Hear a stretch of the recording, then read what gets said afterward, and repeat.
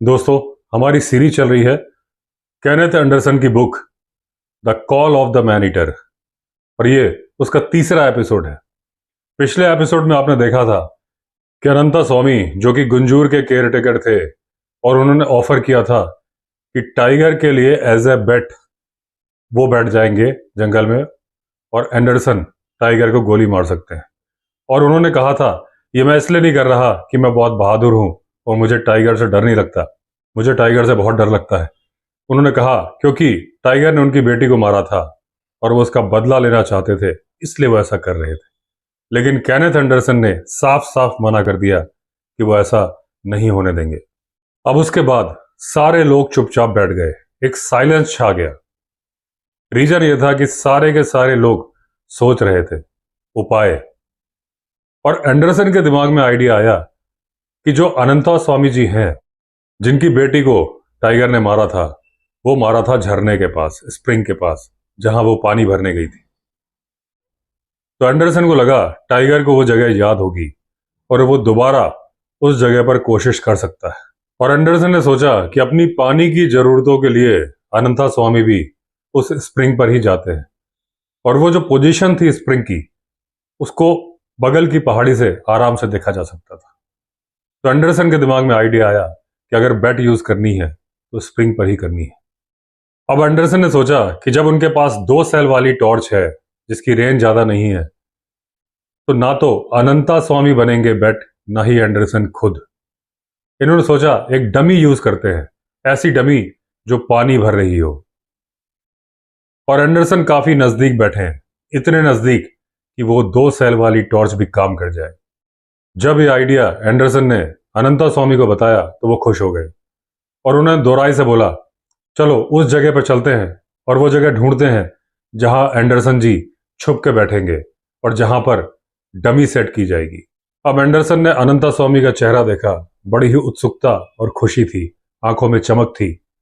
और एंडरसन समझ गए थे कि ये व्यक्ति अब कोई भी ना नहीं सुनेगा। अब ये लोग उस स्प्रिंग की तरफ गए। एक चट्टान से पानी निकल रहा था और करीब 3 फीट गहरे गड्ढे में जा रहा था जो कि 10 फीट चौड़ा था। यही वो गड्ढा था जहां से ये पिता और पुत्री अपना पानी लाते थे अपने साल भर की जरूरतों के लिए। पानी आगे बह के चला जाता था, लेकिन इतना पानी नहीं था कि ये स्ट्रीम के रूप में बह चले। आगे जाके जमीन इसे सोख लेती थी। अब क्योंकि लगातार पानी जाता था और जमीन में घुस जाता था, तो जमीन में नमी थी, नमी थी तो घास थी। तो काफी बड़ा सा एक एरिया था जहां घास थी और उसके आगे फिर था घना जंगल। अनंता स्वामी ने बोला था कि जब वो लोग यहाँ आए थे तो ये घास पूरे में फैली हुई थी। अपनी बेटी की मदद से उन्होंने घास काटी थी, तो अब ये झरने वाली जगह साफ रहती है और बाकी में घास होती है। अब सवाल ये उठता था कि कहाँ छुपा जाए। जो नियरेस्ट ट्री था जिस पर मचान बनाया जा सकता था वो 100 मीटर की दूरी पर था और ये जो दूरी थी उस 2 सेल वाली टॉर्च के लिए पर्याप्त नहीं थी। यानी अगर वहां बैठना है तो टॉर्च की रोशनी टाइगर तक पहुंचेगी ही नहीं। अब लगने लगा था कि ये जो बैठने का प्रोग्राम, डमी सेट करने का प्रोग्राम है, ऐसे ही रह जाएगा, क्योंकि वो जगह ही नहीं मिल रही थी जहां बैठ के टाइगर का इंतजार किया जाए। अब इन्होंने केयर टेकर से पूछा कि आपके दिमाग में कोई आइडिया आ रहा है क्या? तो उन्होंने भी कहा मुझे भी कुछ नहीं सूझ रहा। यही तय हुआ कि जमीन पर ही बैठना होगा और कुछ ऐसी जुगाड़ करनी होगी कि हम अपने आप को छुपा सके। तो अब यही था कि या तो जमीन पर बैठो या इस आइडिया को ड्रॉप करो। जैसा कि पहले बताया, नियरेस्ट ट्री इस लायक नहीं था कि वहां से टॉर्च मारी जा सके, तो पूरा प्लान ड्रॉप होने की कगार पे आ गया था। और इनके गोडाउन में टॉर्च को जलाकर एंडरसन ने चेक किया था तो वो जो 2 सेल थे वो भी आधे खत्म हो चुके थे। अब ये वापस जा रहे थे और करीब 25 गज की दूरी तक बिना कुछ बोले चलते रहे और जहां पर घास खत्म होती थी और उस जगह पहुंच गए जहां से अंडर ग्रोथ स्टार्ट होती थी। अब इन्होंने तय किया कि अगर बैठना है तो यहीं बैठना है। अब जो झाड़ियां थी उसमें लैंटाना भी थी और दूसरी तरह की झाड़ियां भी थी, मिक्स झाड़ियां थी। अब उसमें एक झाड़ी थी वेट अ बिट थ्रोन, और ये जो झाड़ियां होती है ना तो इसको इंसान पसंद करता है ना ही जानवर। तो जहां पर भी ये लगी होती है वो एक बैरियर बन जाती है। अब अगर ये आपके कपड़ों पे चिपक गई तो आपको थोड़ी देर वहां रोक देगी, और अगर आपके मांस पे चिपक गई तो मान के चलिए थोड़ी स्किन तो आपको दान में देनी पड़ेगी। अब एक जगह पे वेट ए बिट थॉर्न यानी बड़ी सी झाड़ी थी, और उसको कोई भी आदमी पार नहीं कर सकता था अगर उसके हाथ में चाकू ना हो, और कोई जानवर भी नहीं पार कर सकता था। हाँ, हाथी की बात अलग है। तो उन्होंने कहा यह आइडिया अच्छा है, यहां बैठने से दूसरे जानवर से सुरक्षित हो जाएंगे। अब अनंता स्वामी से उन्होंने पूछा कि जो लोहे की चारपाई थी वो क्या अभी भी गेस्ट हाउस में है? तो उन्होंने कहा हाँ दोराई है। अब अनंता स्वामी को लग रहा था कि लगता है एंडरसन थक गए हैं। तो वो सोच रहे थे कि ये जब वहां जाएंगे मैं दरवाजा खोल दूंगा और ये आराम से सो जाएंगे। लेकिन उनके सोचते ही एंडरसन ने फिर पूछा क्या ऐसी तीसरी चारपाई भी है? और जब इन्होंने ऐसा पूछा तो अनंता स्वामी के मन में आश्चर्य भर गया। वो बोले ये आदमी चाहता क्या है? एक चारपाई, अकेला आदमी है, दो चारपाई दे रहा हूं, तीसरी भी चाहिए इसको। तो उन्होंने जवाब ही नहीं दिया। जब एंडरसन ने दोबारा पूछा तो उन्होंने कहा नहीं, तीसरी नहीं है, दो ही हैं जैसी पहले होती थी। तो एंडरसन ने कहा अनंता स्वामी चलो हम बंगले में चलते हैं और देखते हैं और दूसरा क्या क्या फर्नीचर है। अब अनंता स्वामी सोच रहे थे कि लगता है मालिक को सन स्ट्रोक लग गया है या मालिक का दिमाग चल गया है। और एंडरसन समझ रहे थे कि वो क्या सोच रहे हैं, तो एंडरसन हंस रहे थे। अब एंडरसन ने राज खोला कि अनंता स्वामी चिंता मत करो, मैं पागल नहीं हुआ हूं। मैं ऐसा जुगाड़ कर रहा हूं कि हम अपने लिए एक पिंजरा बना दें, वो जो वेट ए बिट थॉर्न है, ताकि हम सुरक्षित बैठे रहें, टाइगर को देख सके, टाइगर हमारा कुछ ना बिगाड़ सके।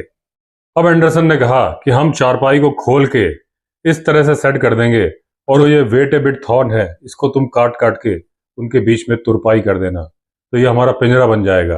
और इसको हम एक तरफ से खोल के रखेंगे जिस तरफ हमने वो डमी सेट की हुई है। लेकिन एंडरसन ने कहा अनंता स्वामी एक प्रॉब्लम है, हमें तीसरा भी कुछ फर्नीचर जुगाड़ करना होगा, क्योंकि दो चारपाई दो तरफ से बैरियर बनाएंगी और एक तरफ से डमी है, एक तरफ हमें और बैरियर चाहिए क्योंकि हम दो तरफ देख नहीं सकते। और जो तुम्हारी टॉर्च है तुम्हें पता ही है इसकी कितनी पावर है। अब ये लोग चलते जा रहे थे, बीच बीच में बात करते हुए। अचानक से अनंता स्वामी रुके, थोड़ी देर रुके, फिर अपनी थाइज में हाथ मारा और जोर जोर से हंसे। अब अनंता स्वामी बोले हे कृष्णा, हम चारपाई का पिंजरा बनाने जा रहे हैं, उसके अंदर हम दो लोग बैठेंगे, तुरपाई कर रहे हैं झाड़ियों से, और मुकाबला है टाइगर से। वाह क्या प्लान है, ये बात मैं अपने बच्चों को बताऊंगा और अपने बच्चों के बच्चों को भी बताऊंगा, सारे हंसेंगे। फिर अचानक उनको याद आया कि उनके तो कोई बच्चे ही नहीं है, जो इकलौती लड़की थी उसको तो टाइगर निगल गया था, और वो बच्चे पैदा करना चाहते तो भी ना हो पाते क्योंकि उनकी वाइफ की भी डेथ हो चुकी थी। बंगले पहुंचे और उन्होंने कमरों के दरवाजे खोले। दोनों कमरों में एक एक बेड था। इसके अलावा जो फर्नीचर था, दो ड्रेसिंग टेबल जिसमें से एक का कांच टूटा था, एक का था, और एक डाइनिंग टेबल। इसके अलावा एक अलमीरा थी, कुछ कुर्सियां थी जैसे कि हर गेस्ट हाउस में होती हैं। बाथरूम में एक जस्ते का बाथ टब था और एक ब्रास का वॉश बेसिन था। बाथरूम में कोई कमोड नहीं था।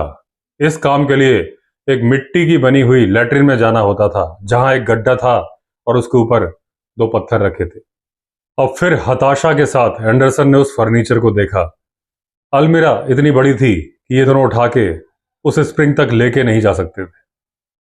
छोटी टेबल बहुत छोटी थी। अब इनको या तो डाइनिंग टेबल यूज करनी थी या फिर वो आर्म चेयर, थर्ड बैरियर बनाने के लिए। अब प्रॉब्लम यह था कि अगर ये डाइनिंग टेबल यूज करते तो वो जो उसका फ्लैट सरफेस था वो प्रॉपर हाइड आउट नहीं बनता, या हाइड आउट बनता वो खुद हाइड नहीं होता, और टाइगर का ध्यान उस पर चला जाता, और ध्यान क्या जाता, वो डर जाता। और आर्म चेयर ही एक ऑप्शन लग रही थी जो इस्तेमाल की जा सकती थी। अब एंडरसन ने अपना प्रोग्राम बता दिया कि हम लोग आर्म चेयर को यूज करेंगे। घड़ी देखी 12:25। उन्होंने अनंता स्वामी से बोला अगर तुम्हारी रागी की बनी हुई वो गेंद जो हम खाते हैं तैयार है तो खिला दो, चलते हैं, हमें बहुत काम करना है।